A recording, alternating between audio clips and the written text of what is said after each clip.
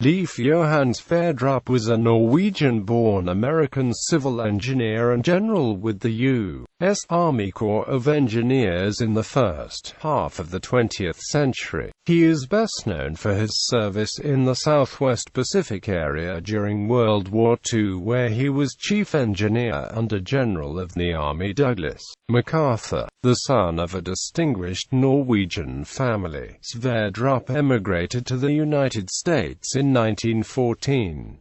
After serving with the U.S. Army in World War I, he earned a degree in civil engineering at the University of Minnesota in 1921. He worked for a time for the Missouri State Highway Department, before founding Sverdrup and MacArthur, a civil engineering firm specializing in bridge construction, with John Ira Rosenberg, his former University of Minnesota engineering professor. His firm was involved in the construction of a number of important bridges, including the Washington Bridge and Amelia Earhart Bridge over the Missouri River and the Hurricane Deck Bridge over the Lake of the Ozarks. In 1941, Sverdrup became involved with the construction of a chain of airstrips across the Pacific Ocean to enable heavy bombers to be delivered to the Philippines. He was recommissioned in the U.S. Army as a colonel in 1942 and became chief of the construction section in General MacArthur's Southwest Pacific area. In 1942, he made 3 treks across the Owen Stanley Range in Papua New Guinea on engineer reconnaissance missions into enemy-occupied territory, for which he was decorated with the Silver Star and the Distinguished Service Medal.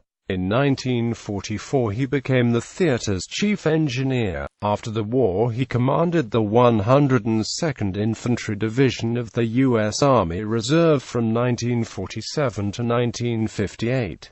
Sverdrup and MacArthur went on to design and oversee the construction of many major projects, including the Arnold Engineering Development Center and the Chesapeake Bay Bridge Tunnel, the latter being named one of the 7 engineering wonders of the modern world after its completion in 1964.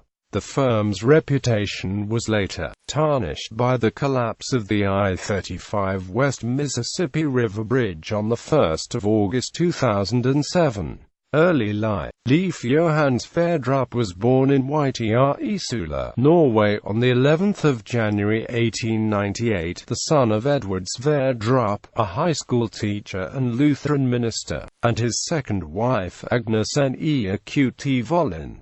The family was a distinguished one in Norway. Leif was the great-nephew of Johan Sverdrup, the former Prime Minister of Norway, the grandson of Harald Ulrik Sverdrup, the politician, the cousin of Otto Sverdrup, the Arctic explorer, the half-brother of the oceanographer and meteorologist Harald Sverdrup, and the brother of the mining engineer and businessman Ina Sverdrup and women's rights activist Mimi Sverdrup. London. Leif was educated at Nordstrand Middle School and Aasenvoll School in Oslo. Following a quarrel with his father, Leif left Norway for America to stay with his relatives in Minnesota, the family of his cousin George Sverdrup, the son of the theologian Georg Sverdrup, who had settled in Minneapolis in 1874. Arriving in New York City on 7 December 1914, he entered Augsburg College, Minneapolis, in September 1916, and graduated with his Bachelor of Arts degree in May 1918. World War I. Sverdrup enlisted in the U.S. Army at Fort Snelling, Minnesota on 26 July 1918. He was posted to Camp Devens, Massachusetts for training with the 36th Division, while he took advantage of a regulation waiving the normal 5-year residency requirement for members of the armed services seeking to take out U.S. citizenship. Sverdrup formally took the oath as a citizen in Boston on 30 September 1918. The U.S. Army then sent him to the Field Artillery's Officer Training Center at Camp Zachary Taylor, near Louisville, Kentucky, where he was commissioned as a second lieutenant on the 18th of January 1919. The war having ended, Sverdrup was immediately placed in the inactive reserves. He was honorably discharged after nominally serving 2 5-year terms on the 17th of January 1929. Between the wars, Sverdrup decided to become an engineer and enrolled in a civil engineering course at the University of Minnesota in 1919. During the 1921 spring break he returned to Norway, where he was reconciled with his father, accompanying his parents on a short holiday in Germany. He graduated with his Bachelor of Science in Civil Engineering degree in June 1921. While at the University of Minnesota he met Helen Laura Eaglesrud, a recent immigrant from Norway like himself. She agreed to marry him, but only after she had graduated, worked for a year, and taken a trip to Europe. They were finally married on the 26th of November 1924. The union produced 2 sons, Johan Norman Sverdrup, born in 1926, and Ralph Lee Sverdrup, born in 1928, who died of encephalitis in 1932. In the meantime, Sverdrup took a job with the Missouri State Highway Department. His first major project involved supervising the construction of a bridge for U.S. Route 50 in Missouri over the Gasconade River. Around this time, frustrated by Americans who pronounced his name Leif instead of Leif, he started calling himself Jack. In 1928, Sverdrup joined with his former University of Minnesota engineering professor John Ira Parcel in the formation of Sverdrup and Amp Parcel, a civil engineering firm with a specialty field of bridges. Parcel had tenure at Minnesota for a long time and was reluctant to sever his ties completely, but eventually he decided to join the new company, taking an unpaid sabbatical from the university for 1 year. Sverdrup owned 60% and Parcel 40% of the new firm, which opened its doors on the 1st of April 1928. The company's headquarters was located in St. Louis, Missouri. Sverdrup and Amp Parcel's first contract was for the design of a bridge over the Missouri River at Hermann, Missouri, for which it received a fee of $33,000. While at the Missouri State Highway Department, Sverdrup met D.C. Wolf and E.R. Grant, and he asked them if they would join the company. Sverdrup subsequently hired design engineer Bryce R. Smith from Missouri's leading supplier of bridge components.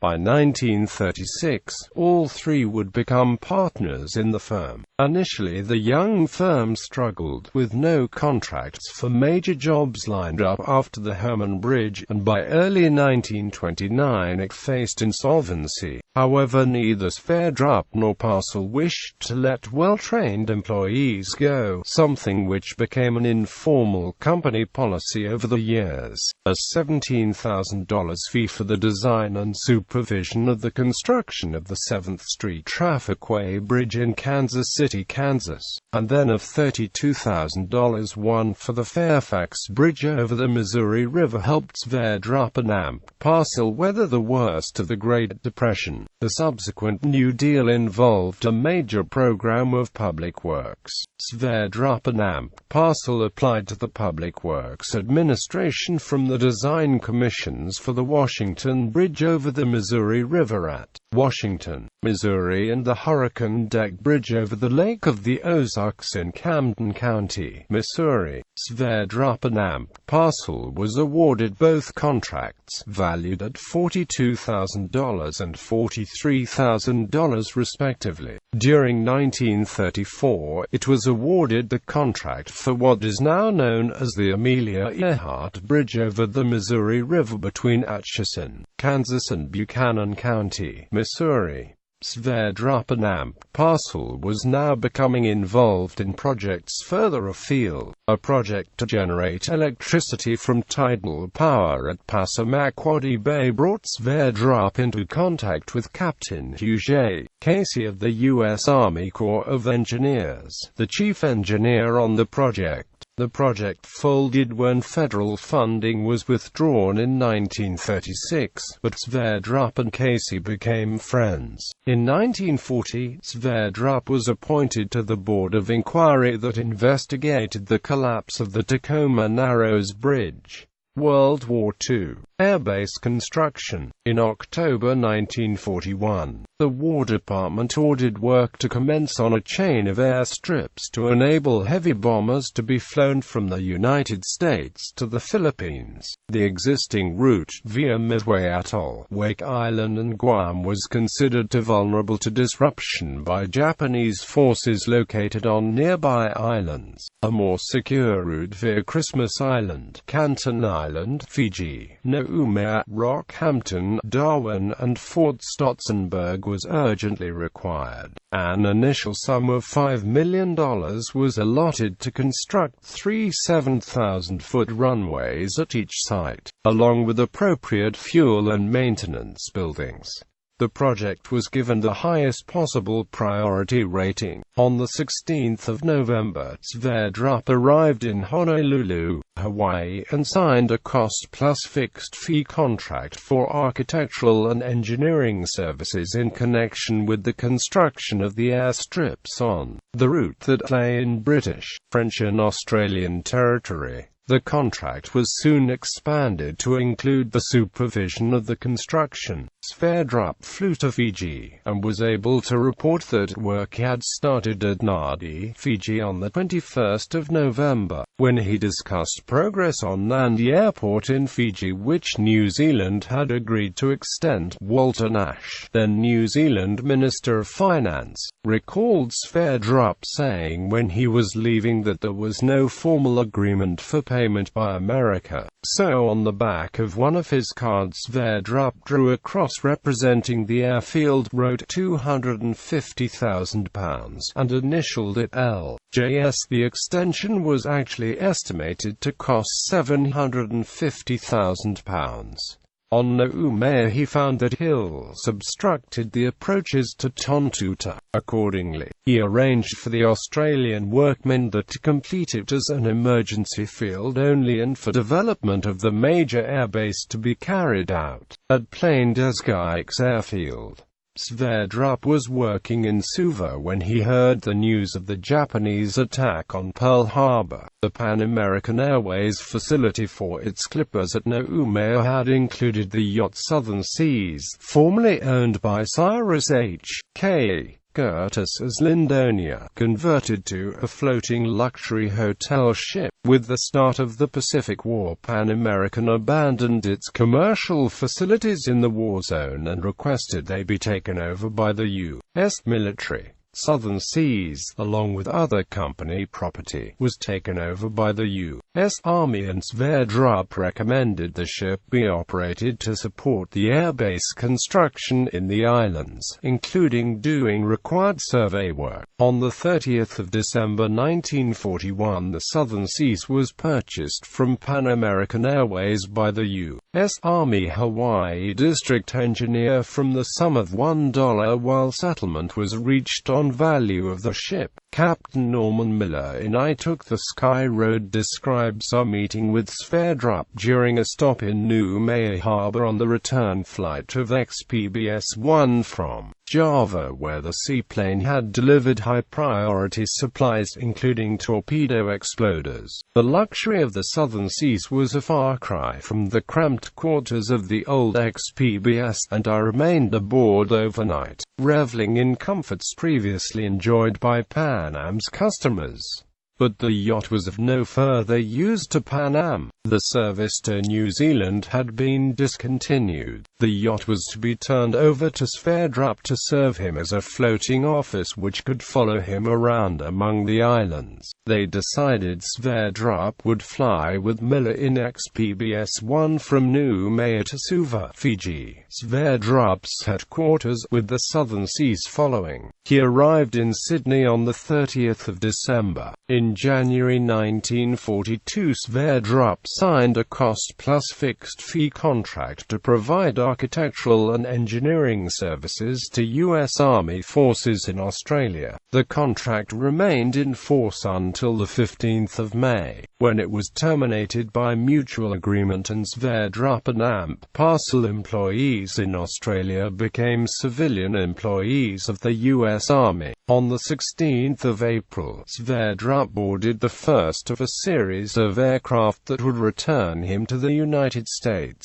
New Guinea campaign in Australia. Meanwhile, Brigadier General Pat Casey, now the chief engineer at General Douglas MacArthur's General Headquarters Southwest Pacific area, obtained MacArthur's permission to appoint Sverdrup as the chief of his construction section with the rank of colonel. On the 8th of May 1942, in Washington, D.C., Sverdrup was directly commissioned as a colonel in the U.S. Army. He was soon on his way back to Australia. Initially, the construction effort focused on bases in northern Australia, but after the Battle of the Coral Sea, MacArthur was convinced that the Japanese would make another attempt to capture Port Moresby and ordered improvements to the airfields there and the construction of new bases at Marauke and Milne Bay in order to cover the approaches to Port Moresby. The July 1942 decision to attack the Japanese base at Rabaul altered priorities and added a requirement for the development of bases on the northern coast of Papua around Buna.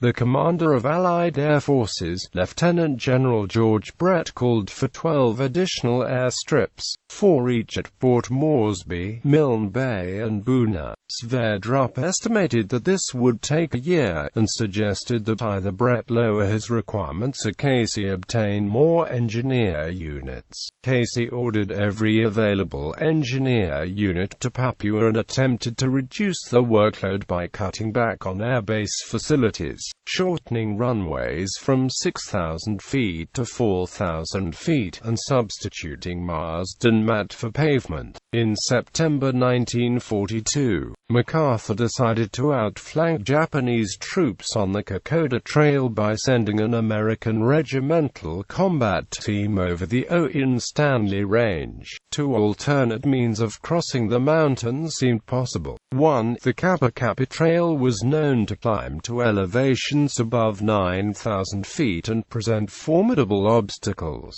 The other, known as the Abba Trail, held the possibility.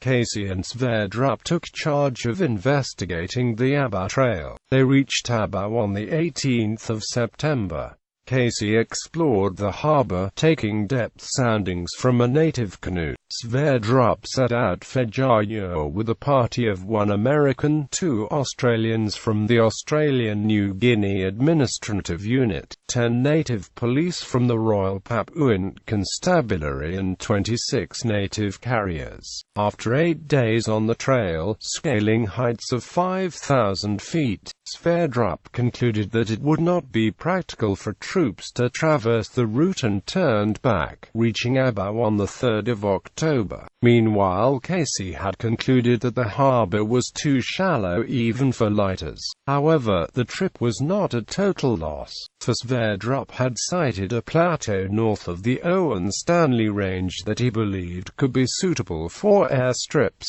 allowing troops to be flown across the Owen Stanley Range. His opinion was supported by Cest Label, a missionary who knew the area well, who recommended establishing an airstrip airstrip at Fasari in the Musi River Valley. Able was flown to Fasari to make a start on an airstrip on the 11th of October, while Sverdrup set out from Abo with 190 men, including Flight Lieutenant M. J. Lehi, an expert on Papua who knew many of the tribal chiefs personally. They reached Fasari on the 18th of October. Able had cleared the site by burning, and all that remained was some stumping and grubbing. A DC-3 was able to land the next day on the strip, which became known as Abel's Landing. Sverdrup and Lehi set out on the 20th of October to explore further north and found another suitable airstrip site near the village of Imbesa and Kinjaki, which Sverdrup had cleared. A message dropped by air instructed him to go to Pongani, where he found troops of Company C, 114th Engineer Battalion that had flown to Wainagela airstrip and had made the way to Pongani by traveling along the coast by boat. Sverdrup supervised the construction of Pongani airstrip.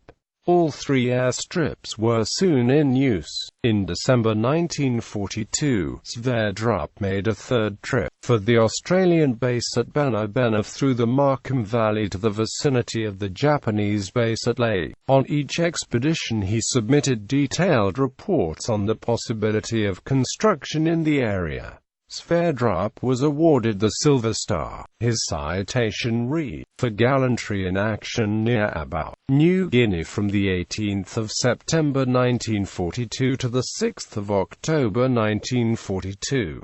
Colonel Sverdrup led reconnaissance party into enemy-occupied territory, far in advance of friendly troops, and thereby secured information of great value to the command." Sverdrup was subsequently awarded the Distinguished Service Medal. His citation read, "For exceptionally meritorious service to the government in a position of great responsibility in Papua New Guinea, during the period the 23rd of July 1942 to the 23rd of January 1943.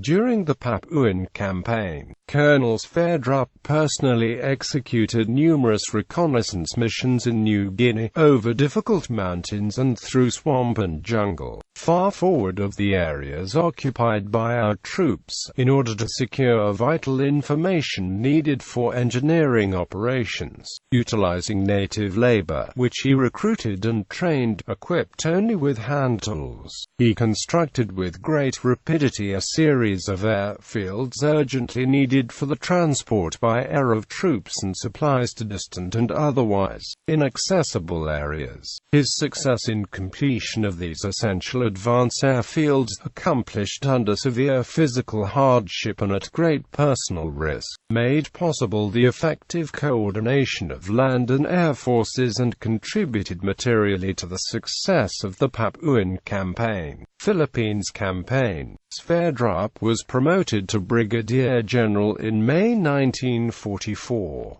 In July, Casey was appointed to head the Army Service Command, a special force designed to provide logistical support, establish bases, and run them until the U.S. Army Services of Supply was ready to take over. Sverdrup became acting chief engineer (GHQSWPA) in Casey's absence. On the 12th of January 1945, MacArthur personally decorated Sverdrup with the Distinguished Service Cross.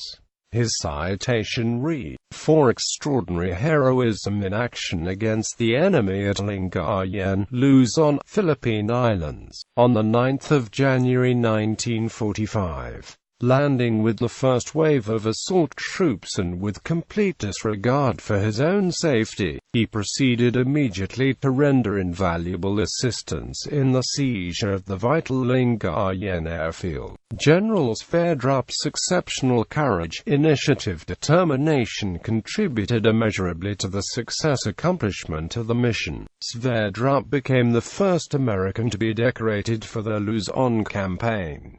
MacArthur, in making the presentation, said, "This is the engineer soldier at his best.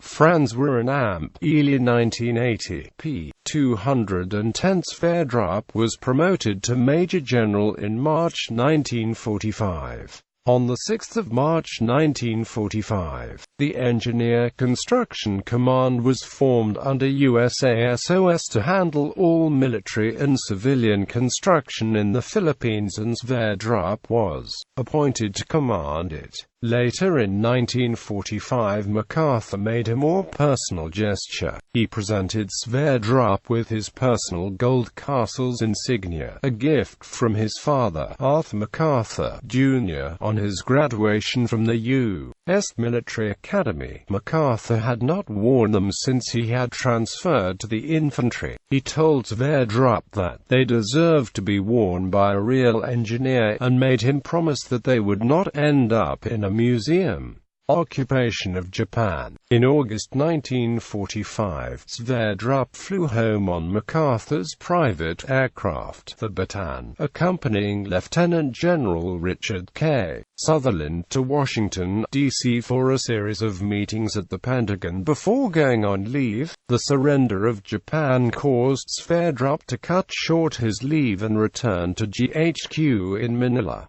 On 29 August 1945, Sverdrup landed in Japan. He entered Tokyo the next day with Casey to find a site for GHQ, which they decided to locate in the Imperial Hotel, Tokyo. On 2 September, Sverdrup attended the formal surrender aboard the U.S. Missouri. He received the Legion of Merit on 21 September before departing for home again the next day. Post-war, on 3 June 1947, the 102nd Infantry Division was activated as part of the Organized Reserve, with Sverdrup in command. Sverdrup retired from the Army on 31 January 1958, at the age of 60. He attended annual reunions of MacArthur's key officers, held on MacArthur's birthday, starting in 1949. That year, Sverdrup was presented with his Commander of the Order of the British Empire by the Australian ambassador to the United States, Norman Macon, in a ceremony at the Embassy of Australia in Washington, D.C. When Sverdrup heard that MacArthur was returning from Japan after being relieved by President Harry S. Truman in April 1951, Sverdrup flew to greet him on arrival, along with Hanford McNider and William C. Chase. On 2 May 1975, Sverdrup attended the Engineer Dinner at Fort Beaver, Virginia, which marked the U.S. Army Corps of Engineers' 200th anniversary, and presented MacArthur's Gold Castle's insignia to the Chief of Engineers, Lieutenant General William C. Gribble, Jr. Sverdrup returned to Sverdrup and Amp Parcel, but with much less personal involvement than before, as Grant was now running the company, which was incorporated in 1946. That year it was awarded the contract for a complex of wind tunnels at the Arnold Engineering Development Center, with a fee in excess of $1 million. Sverdrup and Amp Parcel continued, becoming Sverdrup Civil, and more recently Jacob Sverdrup, a portion of one of the world's largest civil engineering groups. In the 1960s, Sverdrup Civil oversaw the successful design and construction of the additional parallel trestles of the Chesapeake Bay Bridge Tunnel, doubling the non-tunnel sections, adding the capacity of 2 more lanes, and adding emergency turnouts to the bridge tunnel facility. The CBBT was still the longest in the world 30 years after Leif Sverdrup and his company completed the original project. However, the company image was tarnished in August 2005 by the effect of Hurricane Katrina on the Louisiana Superdome, which Sverdrup and Amp Parcel had been involved in designing, and the collapse of Sverdrup and Amp Parcel's I-35 West Mississippi River Bridge across the Mississippi River at Minneapolis, Minnesota, on 1 August 2007. Decorations. Major General Sverdrup's decorations include Distinguished Service Cross, Army Distinguished Service Medal with Oak Leaf Cluster, Silver Star, Legion of Merit, Purple Heart, World War I Victory Medal, Army of Occupation of Germany Medal, Asiatic Pacific Campaign Medal with 4 Service Stars, World War II Victory Medal, Army of Occupation Medal with Japan clasp, National Defense Service Medal, Commander of the Order of the British Empire and Croix de Guerre 1914–1918. Legacy. Leif J. Sverdrup died on 2 January 1976 and was interred in Valhalla Cemetery in Hanley Hills, a suburb of St. Louis, with full military honors. A number of professional organizations also began annual award programs in his honor and memory. The John I Parcel Leif J. Sverdrup Civil Engineering Management Award is awarded annually by the American Society of Civil Engineers. In 1976, he was elevated to National Honor Member by Chi Epsilon National Civil Engineering Honor Society. Since 1980, the Sverdrup Medal of the Society of American Military Engineers has been awarded annually in his memory. At Augsburg College, the annual Sverdrup Visiting Scientist Program is endowed by the Sverdrup family and by NASA through the Minnesota Space Grant Consortium. The Communications Building at Webster University's main campus is named after Sverdrup. The building houses the School of Communications, as well as the May Gallery of Art. Camp Sakuma at the SF Scout Ranch is also named for Sverdrup. The Sverdrup chapter of the Army Engineer Association at Fort Leonard Wood, Missouri, is named for him as well, having the front gate bear his name.